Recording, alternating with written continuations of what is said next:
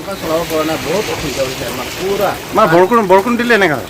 বৰষুণ দিলে আমাৰ এইফালে ড্ৰেইনটো ভালকৈ বনোৱা নাই, মানে একদম বেয়া হৈ আছে, মানে পানী ছাপ্লাই কৰিব নোৱাৰি, মানে সেইফালে পানী নাযায়, পুৰা জাবৰবিলাক জমা হৈ বহি আছে, একদম বন্ধ হৈ যায়। এতিয়ালৈকে যাত্ৰাই হোৱা নাই দোকানত। এতিয়া দোকানৰ ভিতৰলৈকে পানী সোমাই গৈছে পুৰা দোকানত, পুৰা আমাৰ ইনভাৰ্টাৰো বেয়া হ'ব। এইদিনা কালিতো ৰাতি পুৰা ইনভাৰ্টাৰৰ ভিতৰত পানী সোমাই গ'ল। এই জমা হৈ থাকে ন পানীটো? জমা হৈ আছে, এইফালে যাব নোৱাৰি মানে।